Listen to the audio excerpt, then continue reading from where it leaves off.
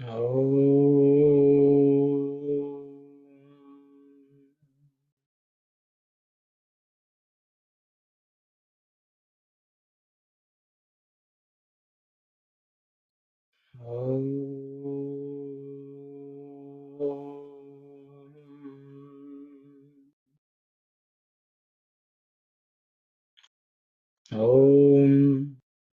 Sahana Vavatu Sahano Bhunaktu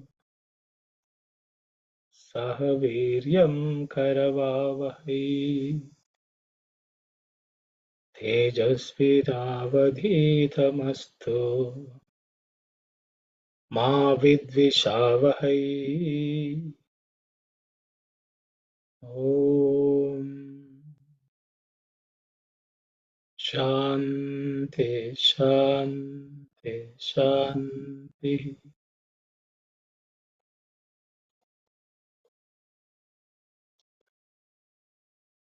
Sairam everyone.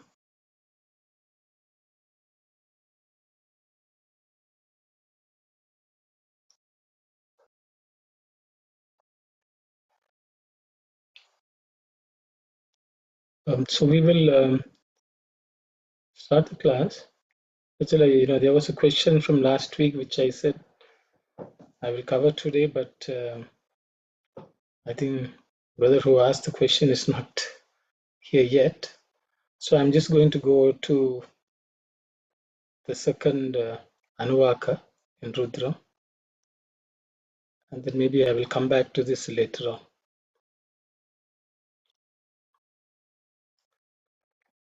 So the second Anuvaka, just by way of introduction to the second Anuvaka, as you all know, the Rudram has 11 Anuvakams.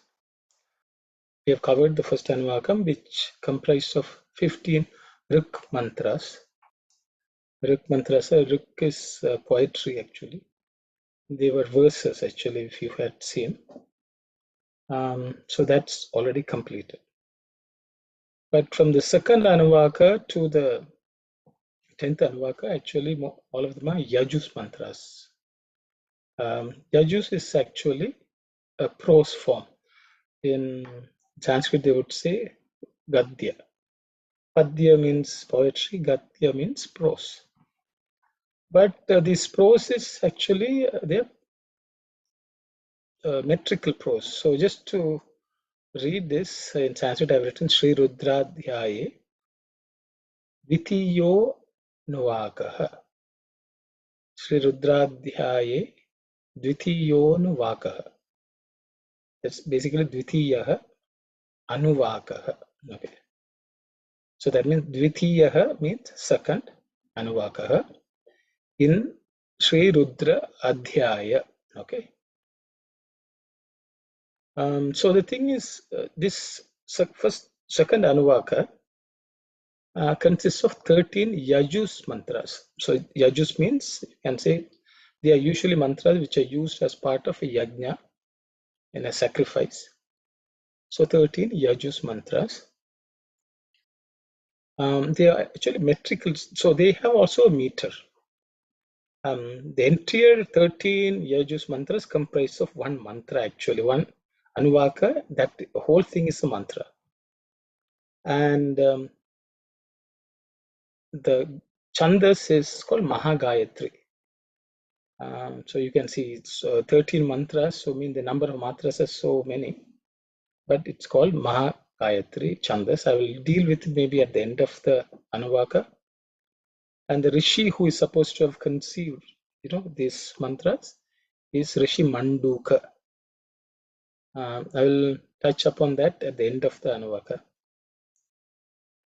All the mantras in this Anuvaka have Namaha at the beginning as well as at the end. Each of the Yajus mantra is sandwiched, I would say, between two Namahas. Beginning Nama and ends with a Nama.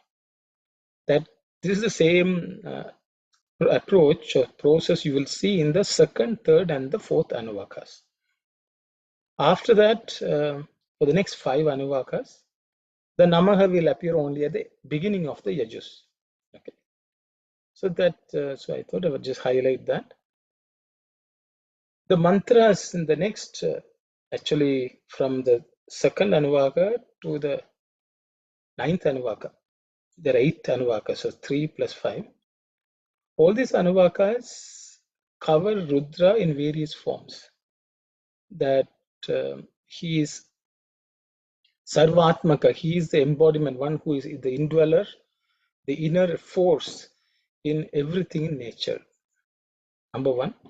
It also sees Lord as the Ishvara of everything, Sarveshvara. So he is the Lord of everything in this world. So these two concepts will be seen in the Anuvakas, which go from second Anuvaka to the 10th Anuvaka. See, that is one reason the Rudram is considered Upanishad, because it talks about the oneness of God. He is the one who is present in everything. Because of this concept, it's called an Upanishad. Okay, so we will see this concept of Sarveshvara and Sarvatmaka, Sarva Vyapi. You can say it is a description of the Vishwarupa Rudra himself. Okay, so that's what we will see. So in a nutshell, that's an introduction. And then we will go on to the mantras proper.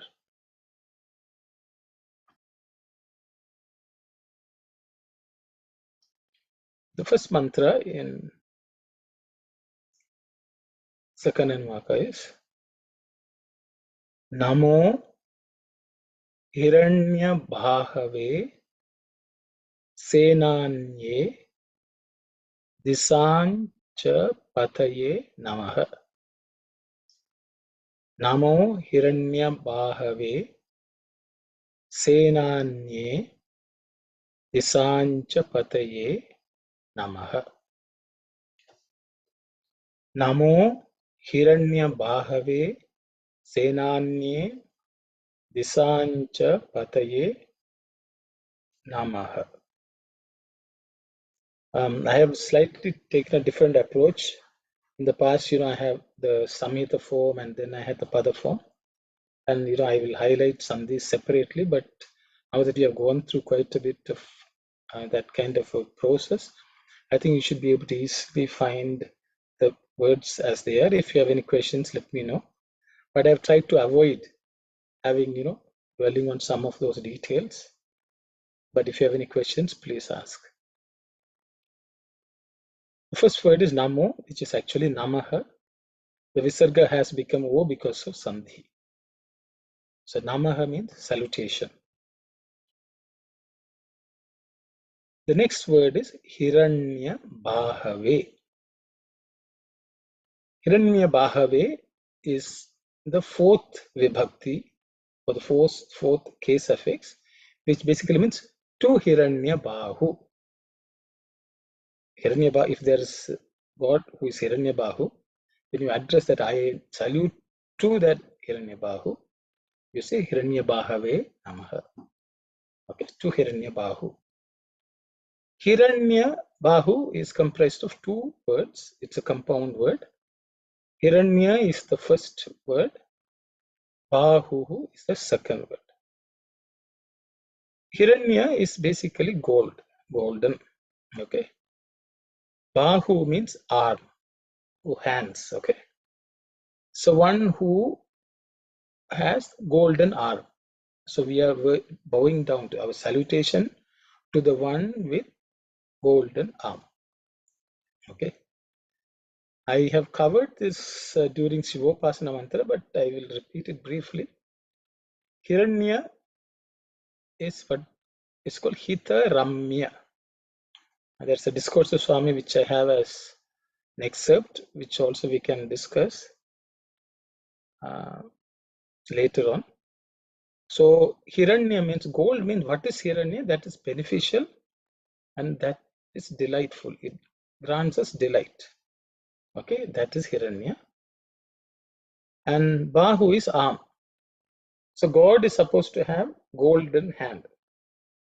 So gold, we looked at Hiranya, Hiranyavarnaya, Hiranya, various Hiranyalinga, that kind of concept we have seen during the Shivopasana mantra. So God is always, even though the word Hiranyam is God, there are multiple meanings, layers of meanings in that. And I think we will cover that when we read Swami's discourse. Okay. The next word is Senanye. Senanye means to Senanihi. Okay. To Senanihi.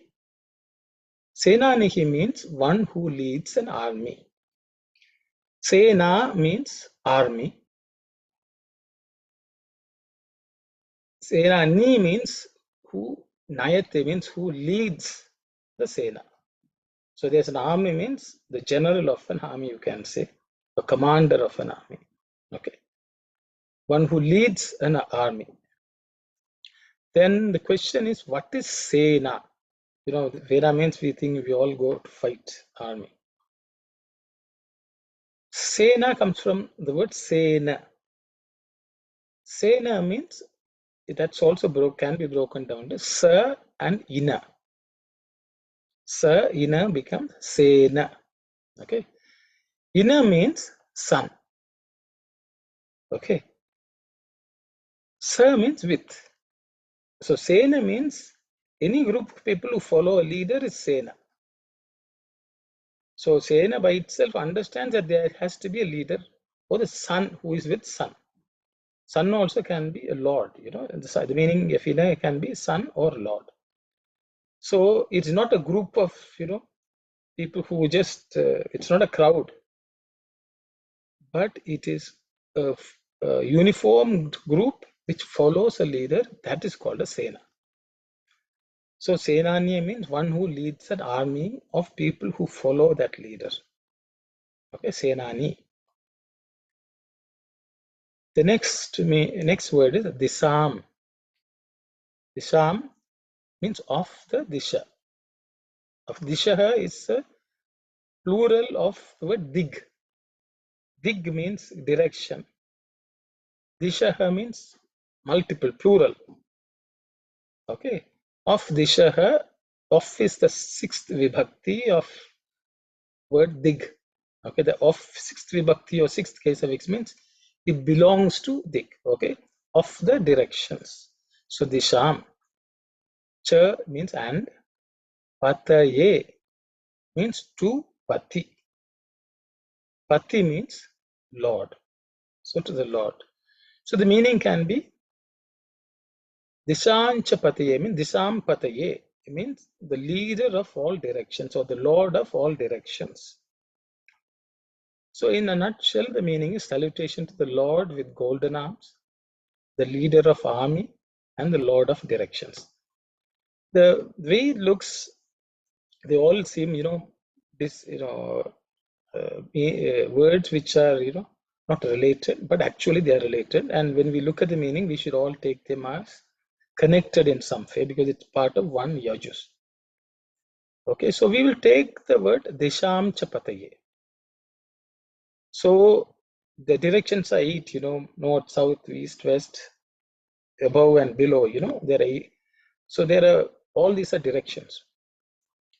One who is the Lord of this, all these directions or quarters, as what, whichever way you all use it. Generally it is Indra or Varuna. All of them are supposed to be the lords of different directions. So how is Rudra means he is the lord of all of them also. So the meaning is, so then there is another meaning that we looked at Senani, which is sun. So sun is the one who makes all the directions also visible and he controls the directions. It is with sun that we determine which is north, east, and so on. So he is the lord of the directions. We had seen Rudra as sun also before. Sun is the embodiment, physical manifestation of Rudra himself. Rudra manifests as sun and he controls and he rules all the directions because he can reach any direction. So the Senani can be the rays of the sun are following the sun. As you can see, when the sun moves, the light also follows the sun. The rays also follow. So you can see they are all led by sun. So then we come back to Hiranya. So the rays of the sun are his arms also, through which he accomplishes a lot. Because the Bahu means arm, which means with it you can do lots of things. Action happens because of that. There's another meaning. Bahu is the one which gives you anything. Everything is given by the hand. So whatever he gives is Hiranyam. What is beneficial, what is all delightful, all that is granted by the sun. So Rudra is the one who grants us everything which is beneficial in this world. He is the one who marches and everything good follows him, and he controls all the directions, whichever direction it is. So he controls this. The entire space is controlled by him. So that is the Rudra to whom we bow down. So that in a nutshell we can say is the meaning of the first Yajus mantra in the second Anuvaka. So I think we will read a few. I thought, each mantra I have got some excerpts in Swami. Here Swami is talking about some aspect or other. So it's an opportunity for us to study what Swami has taught also.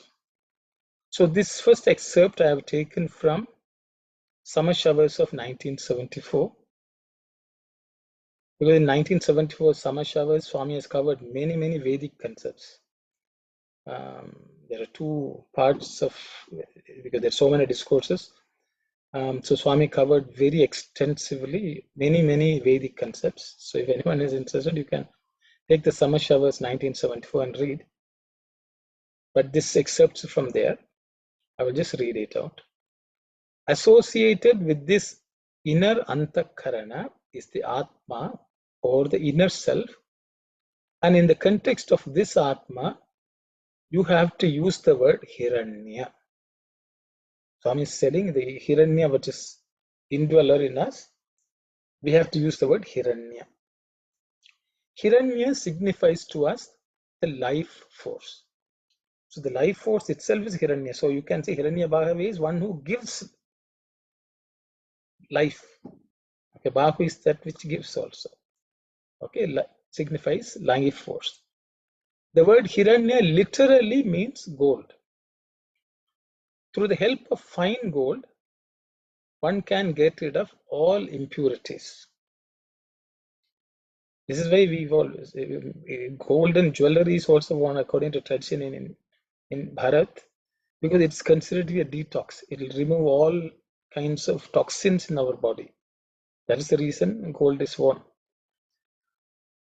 because it has the ability to remove all impurities. Because of this capacity to remove the impurities and cleanse with the help of fire, Agni or fire has been associated with the word Dharma, and such fire has another name, Pavaka. This strength or capacity by which it can purify matter is also called an aspect of Pavaka. Because it is filled with the aspect of Hita Ramya, it is also called Hiranya. The subtle body is to be described as Hita Ramya, but gradually the name has changed into Hiranya. Hitaramya became Hiranya, and in common parlance it became Hiramya. Here, the aspect of Brahman associated with Hiramya has been dealt with in the aspect of Saraswati. Just as Agni can cleanse, purify and remove all impurities in matter, the inner organs can be purified by Saraswati. So Swami is connecting many, many Vedic concepts there. But I picked it up because of this Hita Ramya concepts. I don't know. I think last time when we covered Shivapasana mantra, I had mentioned there's one of the Vedanga called Nirukta, talks about various words in the Vedic literature and how they should be understood. And in that, the definition of Hiranya is Hita Ramya. As you can see, Swami is giving it to us in a simple way. So I thought I will just mention that. So Hiranya is that which purifies. It symbolizes Agni. That is what is within us. And it's also Dharma. Swami has connected Dharma, Agni, Saraswati also. Saraswati is also a form of Hiranya, who is the one who purifies everything in us. So Saraswati is supposed to grant us Vidya. Vidya will remove all impurities, So I have another excerpt from Swami's discourse. It is from 1991 May. So that's also another summer course in 1991. So the mind principle is called Hiranya Garbha. Hiranya is gold, Garbha is womb. Meaning Hiranya Garbha is he with a golden lingam in his body. At this point, Bhagavan materialized a golden lingam and held it aloft. There was clapping and excitement among devotees. And that's what in the discourse excerpt, that's what they have described what was happening. This golden lingam is present in his body near the heart. That is in every person. Swami says this golden Hiranyagarbha lingam is present in his body near the heart, the physical heart. The entire cosmos is contained within this golden lingam. America, Japan, Germany, France, England, India, Pakistan, all are contained in this lingam. Why is Hiranyagarbha golden? Gold undergoes no change. It survives in the earth for any length of time. In the same way, the heart does not change, no matter how long the individual lives in this world. This is not the physical heart, but the spiritual heart, which conceals infinite powers. Divinity in a person cannot be understood from a physical perspective. So Hiranyam Swami is saying it's a spiritual heart in us. So the Hiranyabahu means heart itself. The divine heart, Hiranyabahu means that which operates. That Hiranya is Rudra. Okay, so another, the concept of army, I was searching and I found some excerpts, so we'll just go through that. Peace is not just an external polish, which can be put on or brushed off. It is not the same as fortitude like that which young Yudhishthira had when he bore without a tear or a gasp the 100 blows with a cane administered to test his stamina. So Swami is telling peace is not just bearing everything like the way Yudhishthira did, or Dharmaraja. It is not the resignation that comes of frustrated ambition or satisfied desire. Sometimes we get frustrated, then we just calm down. Swami says that is also not peace. Sometimes we have a desire, and once we achieve the desire, we are calm. That is also not peace. It is an ennobling, elevating experience which comes when one attains merger with the very source of one's being. It is the stilling of the waves, the calming of mental activities and agitations. Everyone who has attained it has hoisted the Prashanti flag. In fact, each one of you should strive to unfurl it on your own hearts. You must all become an army of virtuous dharmic workers, equipped with the weapons of truth, righteousness, peace, and love, Satya, Dharma, Shanti, Prema, to revive humanity and rid of all the ills with which it is now stricken. Because Sena means God is leading an army. So generally we'll think with weapons going and killing people. But Swami is giving a completely different meaning to what is that army and what are the weapons which they have to carry. And with that we install Prashanti. So I thought I will just cover that also.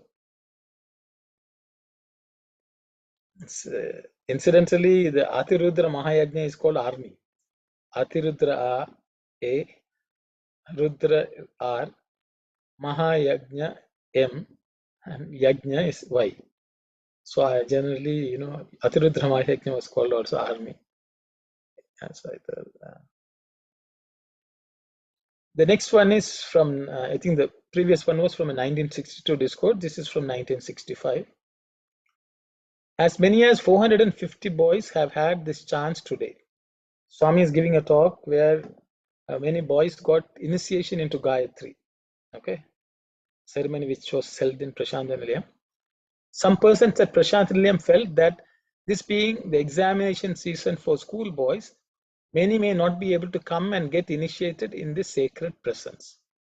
But see how, on account of strikes and consequent disturbances, schools were closed, examinations were postponed, and almost all who had written about their desire to come are here before me. So it so happened, there was an examination season and Swami had fixed the date, and everyone was telling Swami there will be exams, so many students will not come. But apparently there were strikes and disturbance and the schools were closed, the children were able to come. This is another reminder of the efficacy of the unseen merit. The rain falls on barren land and all the seeds hidden underneath the land sprout, making a green carpet to cover the area. No one knew except myself that there were these seeds of earth earned merit, awaiting for the shower of grace in the heritage of these boys. For the revival of Sanatana Dharma, eternal religion, these boys will be efficient instruments. They will replenish the glory of Bharata Varsha. They are today recruited into my army. I am achieving the re-establishment of Dharma, the restoration of the Vedas, and it is with that in view that I am initiating in my presence every year boys from all parts of India. So Swami is talking about who is his army and what we are fighting for. So I thought that is the Sena Anye Disancha Pataye. So I thought I will just cover just an opportunity to study. So we'll go to the next mantra.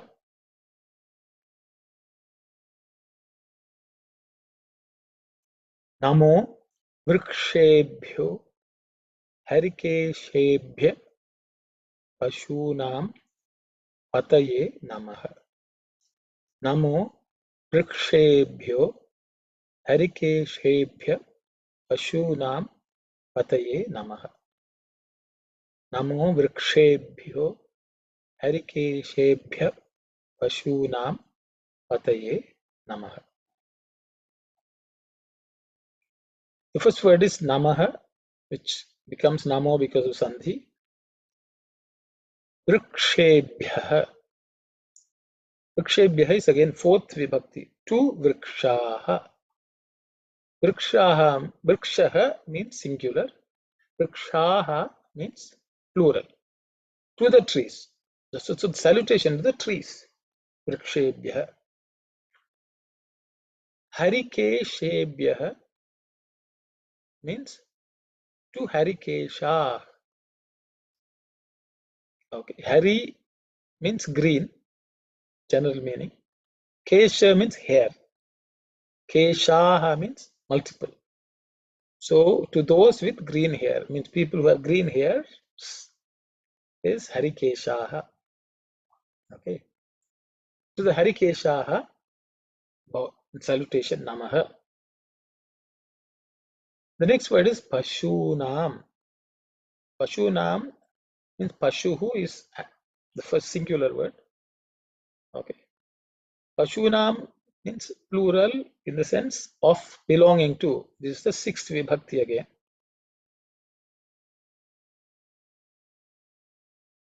Of the cows. The Pashu can mean cow. It can mean animal. It can also mean any living beings. In all three contexts, this is used. Swami gives the meaning of Pashu as that which sees externally. Pashyati iti Pashuhu, Swami always says. That means whoever sees outwardly is Pashu, who sees the world. Okay. So Pashinam of the living beings, Pati. Pataye means to that Pati, to the Lord. Okay. Pashunam Pati means to the Lord of all the Pashus I bow down. Okay. Vrikshebhya to all the trees. Salutation to the trees. Salutation to all that has green hair. And to the Lord of all the Pashus. So salutation to the trees, the one with green hairs, leaves, with golden arms, the Lord of living beings. I think I should not put the golden.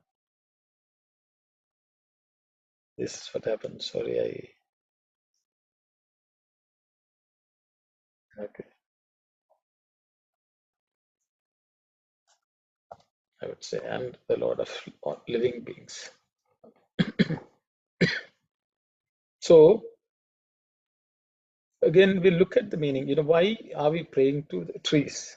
Okay, it is Sanatana Dharma. Every kind of tree is worshipped because that is also considered to be a manifestation of God. Okay, all kinds of trees are worshipped in India. Why is, we looked at sun before, then we are looking at Vrikshebhya. Because Vriksha means that which gives shade also is called Vriksha. That's one of the meaning. But the tree, we'll start with again Pashunam Pataye. Pashuna means all animals, all living beings, cows. But Pashupati is a very common term I think in in Saiva Siddhanta or they say Pati, Pashu, Pasam. The thing is, Pashu is all the Jivatmas are called Pashus. So he is the Lord of all living beings. But these living beings rely on Harikeshepya, leaves. All food comes from trees. Food, every kind of food actually originates from trees for all living beings. Hari means green, as we say. The chlorophyll, the green in the leaves, is what absorbs the energy of the sun. Without the chlorophyll, the plants are incapable of producing food.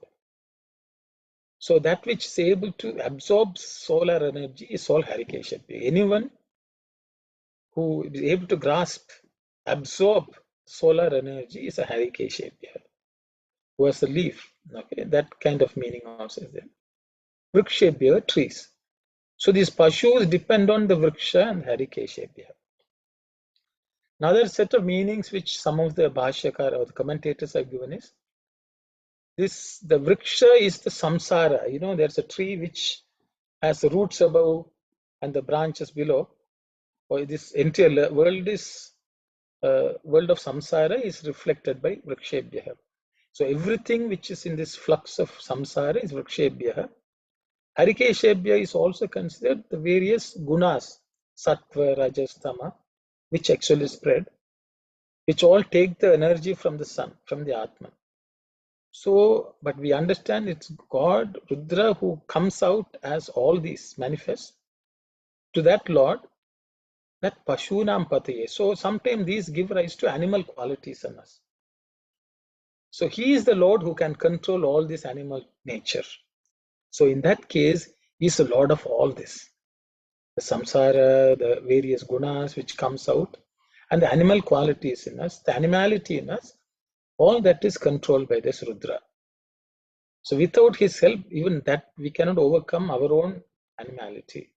So to that Rudra, we worship. Namo Vrikshebhyo Harikeshebhyo Pashunam Pataye Namaha. We will look at a few excerpts again.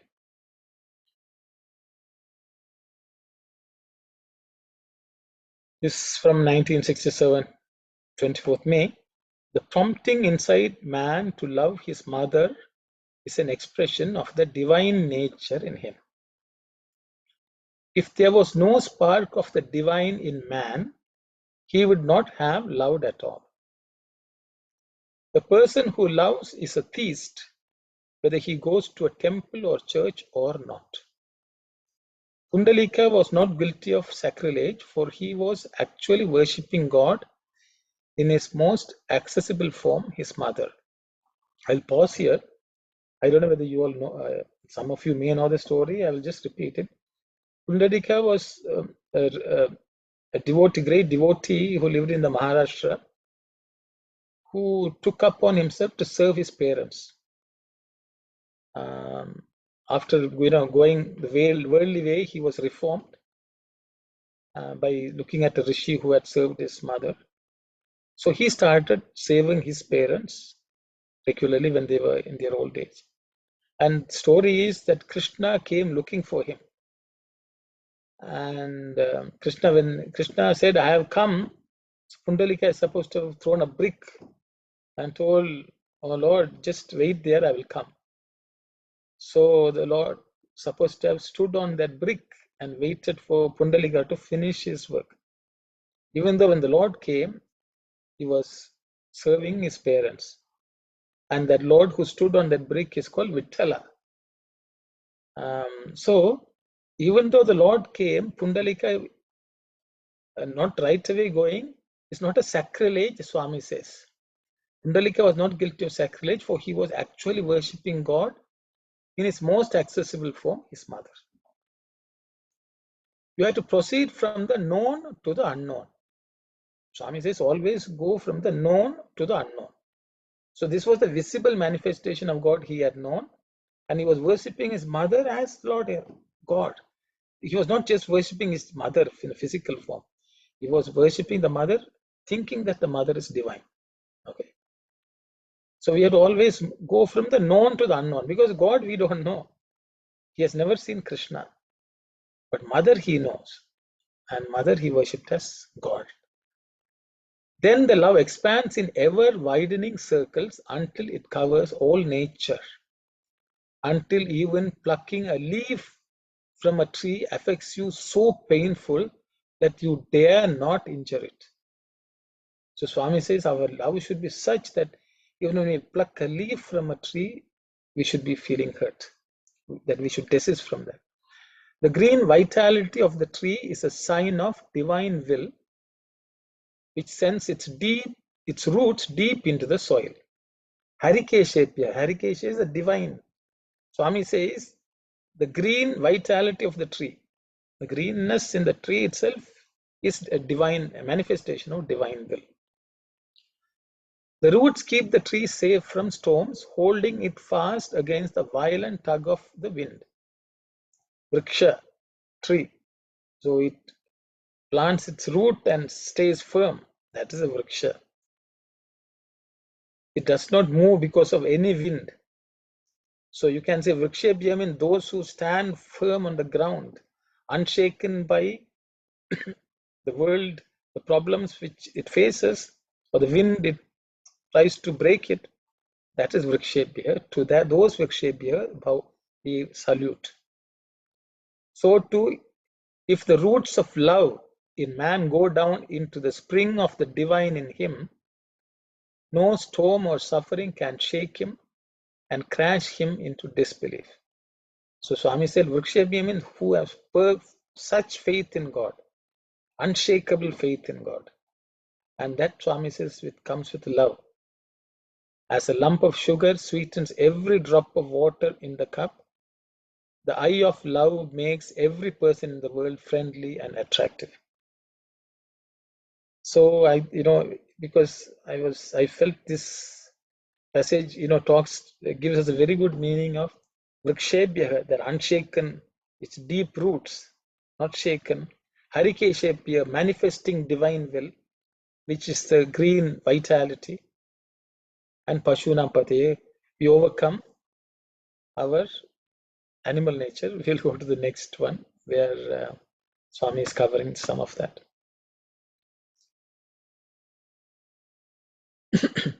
As a matter of fact, God alone is. The changing world is what we have superimposed on the divine entity. Turn your vision away from the superimposition onto the base upon which it has happened through your ignorance. Pashu is the Sanskrit word for beast and has Pashyanti as its root. Pashyanti means that which sees only the outer world. When man is content to use his senses merely to enjoy the outer world, to what little extent he can, he is not living up to his real destiny. So Pashu means we are using senses indiscriminately, and that's why we are Pashu. The Lord is the one who controls. And this excerpt from 27 September 1979. So that's another excerpt I have. Students, the life around us teaches many lessons. When the cow delivers a calf, the baby is encased in placental matter. The mother starts licking off the matter and cleansing the child. Its prema is so overpowering.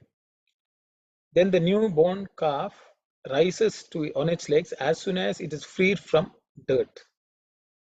Just think so, dear students, when the Pashu animal does this so lovingly and so thoroughly in order to help the child to rise, can Pashupati, the Lord of all living beings, refrain from cleansing his children in order to help them rise and progress?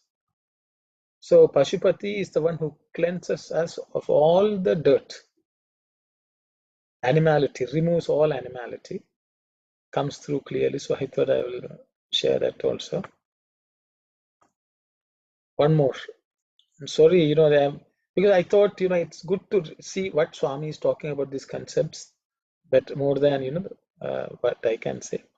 So this is a discourse from Swami, 22nd May 1990. The senses have been compared to Pashu, animals. The word Pashu means the one whose vision is externally oriented. The one having an inner vision is called Pashupati, Lord of animals, Shiva. Man should aspire and strive to become a Pashupati, master of the senses, but not a Pashu, a slave of the senses. It's a pity that today's man has become slave of the senses. There are several ways of taming the senses and putting them on proper path. In this connection, it's important to avoid pampering the senses. Okay, so again, one more. So, I thought these are concepts Swami has talked about, so it's good to take the opportunity to look at them. We'll go to the next mantra. Nama Saspinjaraya Tushimate Pathinam Pataye Namaha. Namah Saspinjaraya Tushimate Pathinam Pataye Namaha. Namah Saspinjaraya Tushimate Pathinam Pataye Namaha. Namaha, salutation. The next word is Saspinjaraya. Saspinjaraya means, again, fourth vibhakti, to Saspinjaraha.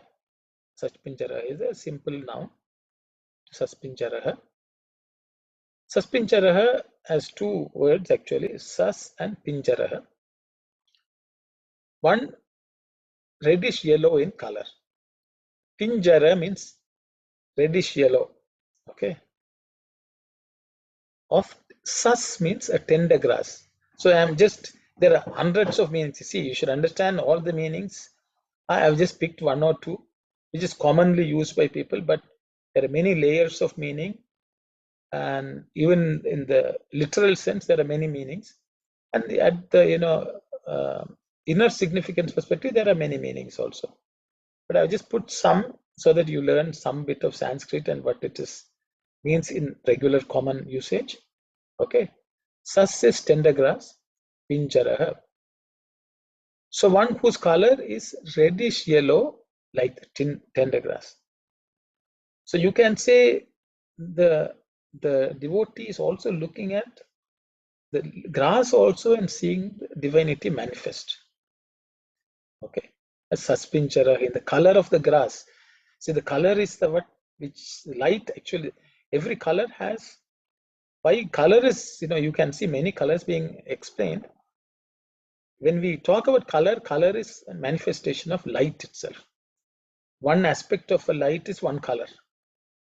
So whenever color is mentioned, that means the reflection of a light from that thing. Okay, suspinchara. So he's looking at the light which reflects off the little grass and seeing Rudra in that. In Tamil, they will say Kakai Chirahinale un Kariyanaram Thondrudada Kandalayam, for the people who know Tamil. Even in the feather of a crow, I am seeing your color. That's the way the poet Subramanya Bharati sings. So every color you can see the reflection of God. So Rudra is being reflected in everything in this creation. So you see the tender grass and see in that color Rudra, and you bow down to that. Okay. Saspinjaraya Tvishi. Okay. Next one is Tvishi Mate. Again, it's a fourth vibhakti of Tvishi Man. Two Tvishi Man. Tvishi Man means one. Tvishi Man means one who is with brilliance. Okay. One who emits light is Tvishi. Tvishi means light. Tvishi Mat means who is filled with light. Okay. So you can see Saspincharai, we just talked about light being reflected. We say, oh Lord, you can see the full effulgence of the Rudra in that grass also. One who is with brilliance, he's able to, the Rishi is able to visualize. Tvishi Mate, to that also he bows down. Pathinam Pataye Namaha. Okay. Pati, again, this is the second letter in the Thavarga. Okay. It's as you should, when you pronounce it, you should do it with aspiration. Pathina means plural. Okay. Pathi means a path, a road, a way. Okay. A margam. Okay. Pathina means again six vibhakti. Six vibhakti means belonging to something. So of the paths of the Lord. So Pashinam Pati means the Lord of all the paths. Every path, he is the Lord. Okay. So you can see the Rishi looking at the pathway and sees the grass on the ground. Okay, and he sees the brilliance even in that grass, which actually carpets the path in which he is walking. So you can see, I am walking on you, walking on Rudra. He has laid the path, and this path, the Lord of that is also Rudra.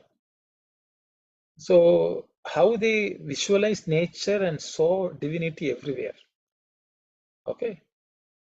So salutation to the one who is reddish yellow in color, one with brilliance, and the Lord of pathways. Actually,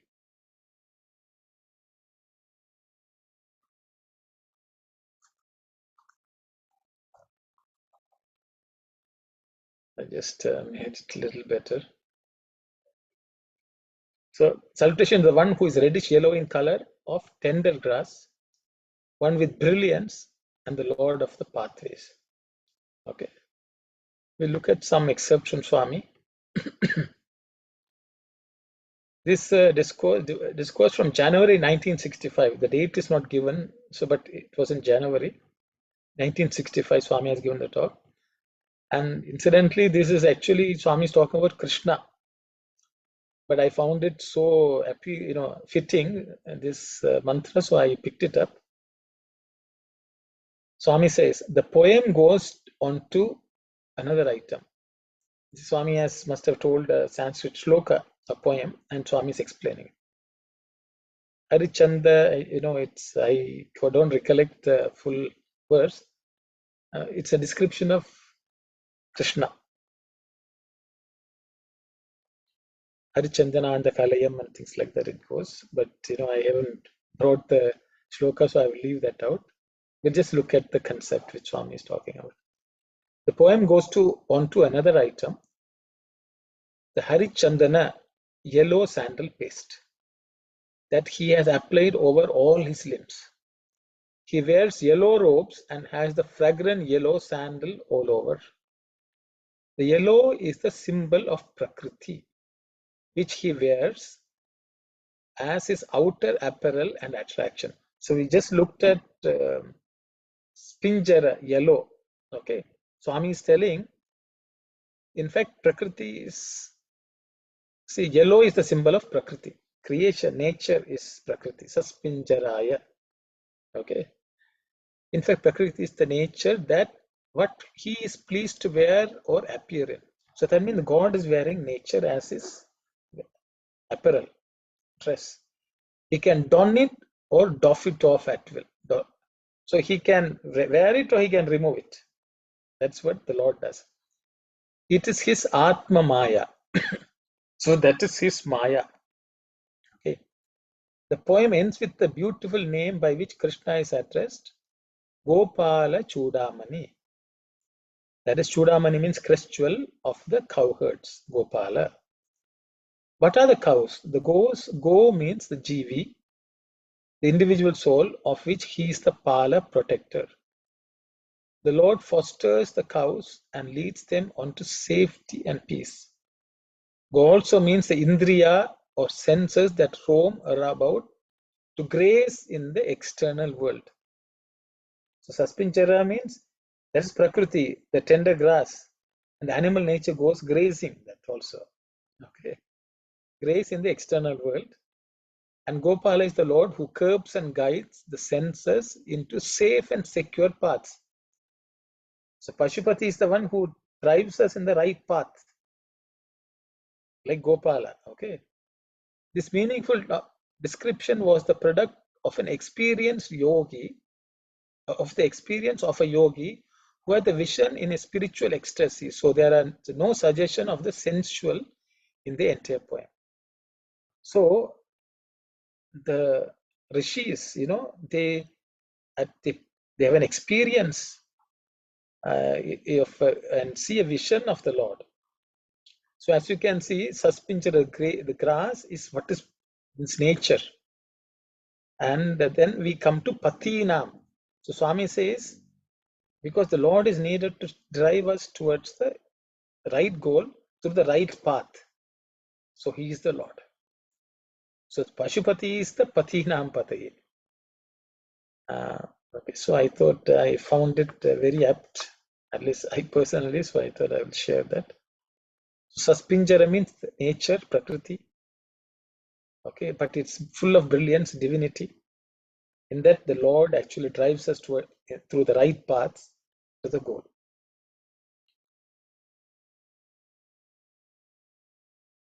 Swami says, day and night are willed by me. This is from Bhagavata Vahini. So this is actually a conversation between Brahma and Narada, told by Sage Sugar to Parikshit. Okay, just to give you the context of where I have picked it up from. It's Bhagavata Vahini chapter 30. So apparently Brahma is telling Narada this. Brahman is but nothing but Lord Vishnu, God, Paramatman, or even Rudra. Day and night are willed by me. The rulers of living beings are parts of me. The urge that people have to increase and multiply is the reflection of my will. Sometimes when the created worlds have to be sustained, I myself assume name and form, initiate the eras of Manu, and provide the earth with appropriate divine personalities and sages, who set examples to be followed and indicate the paths for progress. I also end the unlimited increase of beings when it happens. For this, I take on the form of Rudra. I create the bad in order to highlight and promote the good, and in order to protect the good. I set certain limits both to the good and the bad, for they would otherwise stray into wrong ways and inflict great harm. So you can see how God creates the earth. He shows the path. So I thought, Pathinam Pataye Namaha, so that we do not go into the wrong ways and inflict harm. And Swami has used the word Rudra in the Bhagavata Vahini, which is basically Brahman saying that I become Rudra so that we can take everyone in the right path. We'll take another excerpt from Swami's discourse. We may have more than one bridge, but the purpose of each is the same. This is from Sathya Sai Vahini, chapter 16. Okay. The bridge built by sages and seers of India is known as the bridge of eternal religion, Sanatana Dharma. It is called so because it is an eternal, everlasting bridge based on the ageless foundation of the Vedas, and it can be used reliably by all, in all countries, and at all times. That is why it is sometimes called the Vedic bridge and the Vedic path, also as the Aryan path. All attempts to trace those who have laid this path have failed. This is why people have given up the search in despair, characterizing the path as undesigned. They assured themselves that the Lord Himself was the designer. All religions and spiritual paths laid through the ages are indeed sacred, for they have all been designed by the messengers of the Lord, chosen because they are the foremost of people. Buddha, Jesus, Christ, Zoroaster, Muhammad, such names are known worldwide. So the Lord is the one who has created all the paths. He is the Pathinam Pataye Namaha. Pati. Patinam Pati. So to that Pataye Namaha.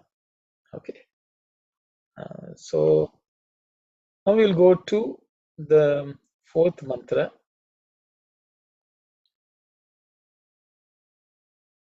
Namo Bablushaya Vivyadhinenanam Pataye Namaha. Namo Bablushaya Vivyadhinenanam Pataye Namaha. Namo Bablushaya Vivyadhinenanam Pataye Namaha.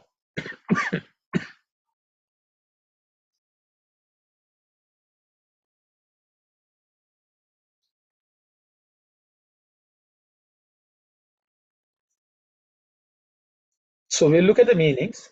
Namaha is salutation again.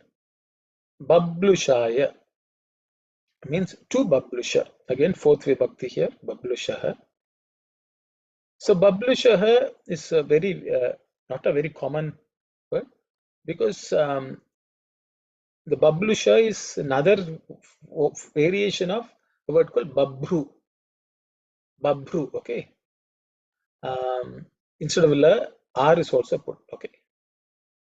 So, but Bablushaya has been given two meanings. I have picked one. One who rides the bull, because Babru means bull, Nandhi. Okay, one who rides Bablusha is one meaning. It also has the meaning, it's brown in color. Babru is also color brown. So as you can see, every mantra has one color mentioned. They are all, the different aspects, of light itself. You break light into various colors. Babru is also one color. Babruchaya. So one who rides that also, you can say. The Lord who actually travels in that light, streak of light also, Babru. Okay. Then let's look at the next one. Word is Vivyadhine. Vivyadhine. Okay. Vivyadhine means to Vivyadhi. The simple word is Vivyadhi. To Vivyadhi. So again, it's fourth vibhakti. To the one who is a Vivyadhi, we bow down. To the one who pierces or inflicts disease. Vivyadi means one who pierces, one who inflicts disease, or one who causes pain. All this also under the word Vivyadi. Okay. So one who pierces anything. He rides the bull and pierces. So to that Lord also we bow down, because we just, Swami has previously, we just looked at when people go on the wrong path, to fix them, Rudra takes birth and sends them in the right path. Okay. Which he does through Vivyadini. He will ride you, he has to tame the animal quality in us. That's why he rides the bull. And sometimes he has to inflict some pain so that it goes on the right path. Vivyadhini. Okay. Annanam pataye namaha. Okay. Annanam means, anna means food. Okay. Anna is food. Annanam means of all kinds of foods. Okay. Pataye, the Lord. So he's the Lord of all kinds of food. Food is that which gives us life, sustains us. So he's the Lord of all sustenance. Okay. Salutations, the one who is ready. Oh, sorry. I think I have not. I will just delete it. Sorry. I will just summarize, but I will save the document with the correct meaning. Basically, you can look at the meaning. So, Lord is the Lord of all kinds of foods, all that sustenance, and He rides the bull and He inflicts pain. Okay, so that we are sent in the right path. I will put the summary properly. Okay, sorry about it.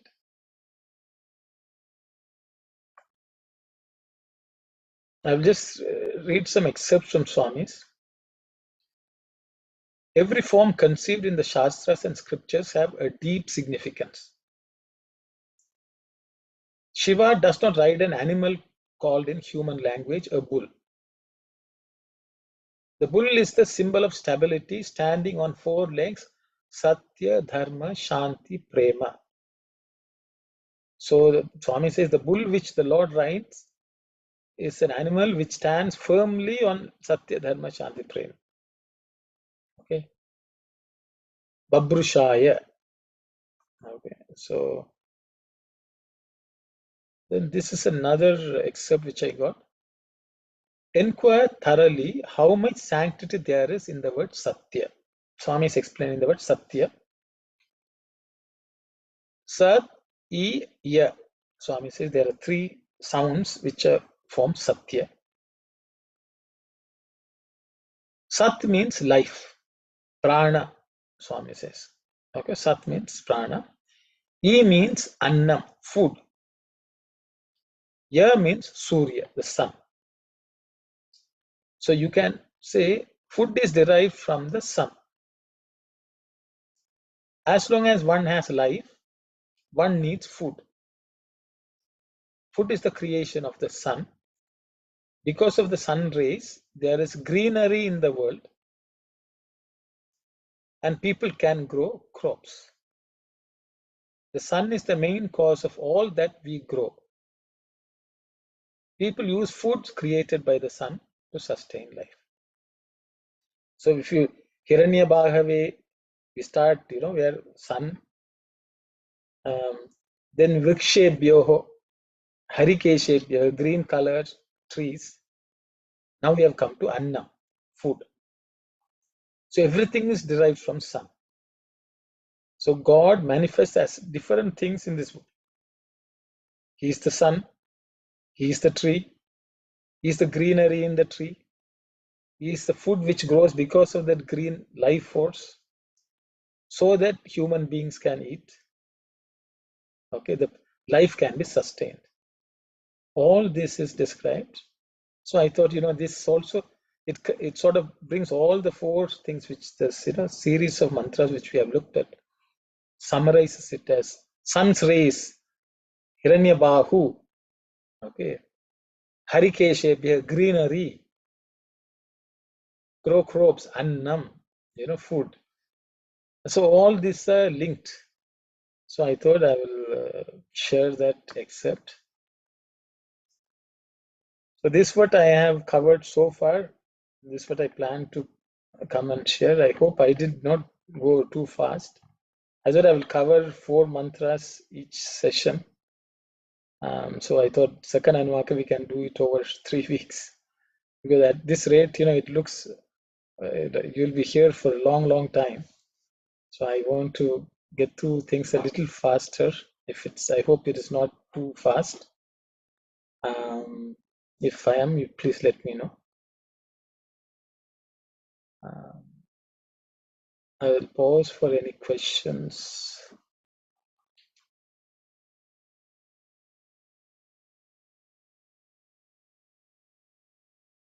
I think Brother Kumar is here, so I think he had asked a question. I told him last week I will cover in this next class, so I will go to that. Brother had asked about the Kalaya Namaha, Kalaya Namaha. I said I will put it properly and share with all of you. So we will go over that, because Swami has repeated this hundreds of times in many, many discourses, because time waste is life waste. He'll keep on saying, and he quotes this. So we'll go through them. Kalaya Namaha. Kala Kalaya Namaha. Kala Darpa Damanaya Namaha. Kalatitaya Namaha. Kala Swarupaya Namaha.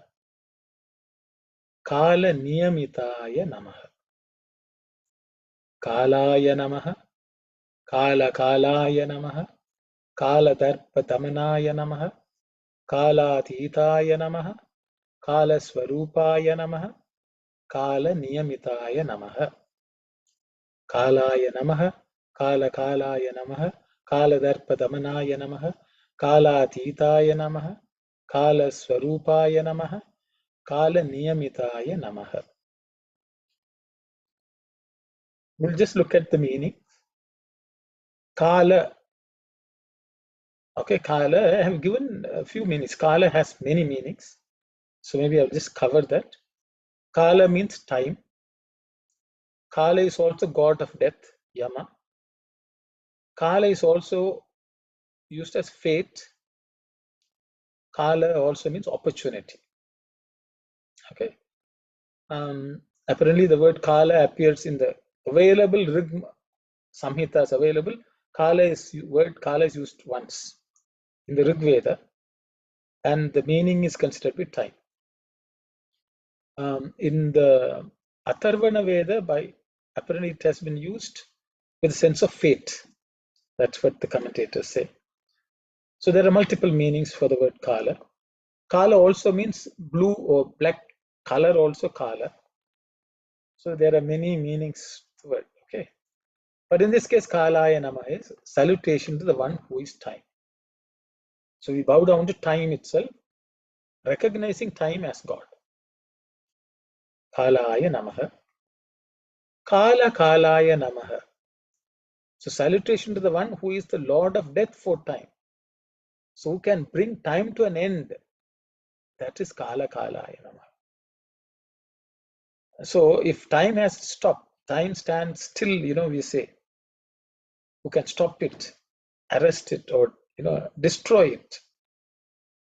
That capacity is only available to the Lord. So he is worshipped as Kala Kalaya Namaha. Okay. Again, Kala also means counting time is also called, keeping measure of time is also Kala. So you can say he is the one who keeps measurements of time also, Kala Kalaya. So there are multiple ways you can visualize and understand the meaning. The next one is Kala Darpa Damanaya Namaha. I have not given breakdown meanings. Kala we have looked at. Darpa. Darpa means pride, conceit, excess. All this consists of Darpa. Okay. Damana means to restrain, control, put it out, that kind of meaning. So when the time goes out of hand, then the Lord controls it. So he controls it so that it does not go out of hand. But many devotees also think of the Markandeya story, where the Lord Shiva came and controlled death itself. He said, "Do not afflict my devotee." So their time is controlled so that it does not affect the devotee. So Kala Darpa Damanaya Namaha. Kala Atitaya Namaha means Kala Atita. I think we have looked at the word Atita quite a bit in Ashtottara Shatanamavali. Atita means one who is beyond, one who surpasses. One who is beyond time is Kala Atita. So Kala Atitaya Namaha. We, I think, covered it in Ashtottara Shatanamavali time. Kala Swarupaya Namaha. Swarupa means form, embodiment, the real form. The real form of time is, who is the real form of time is the Lord. Kala Niyamitaya Namaha means, Niyamita means one who ordains, who fixes, establishes, who sets the boundaries of time, Niyama. So Kala Niyamitam, he is the one who draws how time should function, who controls time, who fixes how it should proceed. All that only God can do, because he is the master of time itself, who is beyond time. He is the creator of time. He himself is time. So to all these forms of time, we bow down. I have an excerpt, as usual, from Swami's discourse. So let's look at that. It's from April 1994, 14th discourse. So it must be Tamil New Year time or something like that. It's a new year. This world is termed as Jagam.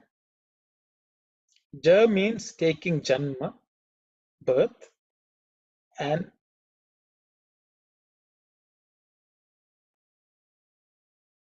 Gam stands for going. Okay. Ja is to take birth, Gam is to die, go. Jaga means the world is a place where beings are born and die. In this changing world, God is the changeless entity. God is all pervasive and can be experienced anywhere. He is worshipped as Kala Kalaya Namaha, Kala Swarupaya Namaha, and so on. Without time, there is no world. Without the world, there is no creation. Without creation, there is nothing. Every created thing is born of time. This New Year Day proclaims the truth that God is the master of time. Unfortunately, man fails to understand the power of God. He wastes 3/4 of his time in unworthy earthly pursuits. Because time itself, it's going into theory. Time will exist only when there are two different points. Something has changed, then there is time. So when there is change, that means time has come into existence. When there is no change, time does not have any relevance. So Swami is talking about, because people come and go, that is because of time. So change itself is time. Changelessness is timelessness. So this is the second part for this discourse. I will read that also. Spiritual pursuit is the right way of making use of time. It calls for numbing good feelings and doing good deeds without selfish motive, extending love and compassion towards all beings. This is real sadhana. Sa means Atma, Dhana means wealth. Sadhana means wealth of Atma. By utilizing your time in spiritual pursuits, you can enjoy spiritual wealth. But man wastes all his time in unholy thoughts and evil deeds without understanding the divinity within him. One should understand the value of time, each moment of which vanishes faster than lightning. If you want to sanctify your hard-earned human birth, have to cultivate divine thoughts.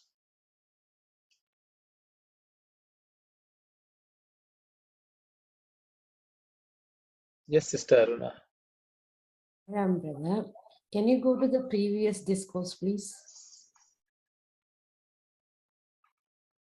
Okay, in this, it is Swami is trying to say the time is God as well as timeless also God. Changeless entity means there's no time, right? See, you're asking. Yeah, I wanted to understand. Swami one time saying he's a Kala, Kala. Kalatitaya Namaha and Kalaya Namaha. Yes, Your in question here is, God says God changeless entity means when there's the time only, there's a change comes, right? So Swami says time as well as no time also God, right? Beyond time. Is that the understanding of this? I just wanted to. so your question is he time or is beyond time? Is it both? Is both. Is this discourse Swami is trying to say is time as well as is beyond time? Yeah, because see, what exists also is God. What you don't see as existing also is God. So God is this and more. Yes. Okay, so I think that is the concept, because time is God, but God goes beyond time also. Yeah, because with the sentence of God Yes. is changeless, Yes. so when there is no time, only changeless come, right? Yes. Okay, thank you. So no change. What did you say? No, then there's no change. It's changeless only God, you are saying? In this changing world, God is the changeless entity, Swami says. Yes. So I think when Sunday Nivani Swami says, if there is a screen and things are projected on the screen is changeless. And everything which is projected is also on the screen only. Without the screen, even the things which are changing, the images which are changing on the screen in a cinema theater, they also don't exist. But when you are seeing the things which are changing on the screen, you are really looking at the screen. But the screen, the changing things are also screen. But the screen is changeless. What you are seeing is only images on that screen. And without that screen, you can't see the images which are moving on that screen. So God is this and more. Okay, Swami will say, earth is there, clay. With the clay, you make a pot. The pot clay, yes, the pot is clay. But the clay is more than the pot also. The pot can break, but the clay is not never lost. Okay, so the same thing in this world, the changing. So Kala is also part of God, which keeps on changing. But changingness is not God. But change is one God. So only He can manifest as the change also, but He's changeless. But what we perceive is the change, but God is beyond that. It's like Swami's form. Is he God? Is Swami's form God? Yes. But is he beyond that? He is beyond that. We go to a temple and we worship a statue. Is the statue God? It's a statue of God. But that God is not limited to the statue. I think that is the understanding. I understand. I hope I answered your Yes, question. thank you, thank you.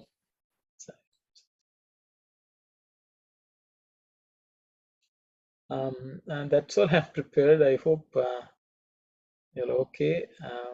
Was it? I hope sometimes for me it is interesting, but I don't know whether it's interesting or boring for you all. But if you want to give me some feedback, please do so. I will. Then we can close the session. It's 10:20, and we meet next week again. Okay, Sairam, everyone. I'll just pause for Sairam. Om Samastaloka Sukhino Bhavantu. Samastaloka Sukhino Bhavantu. Samastaloka Sukhino Bhavantu. Om Shanti Shanti Shanti. Sairam.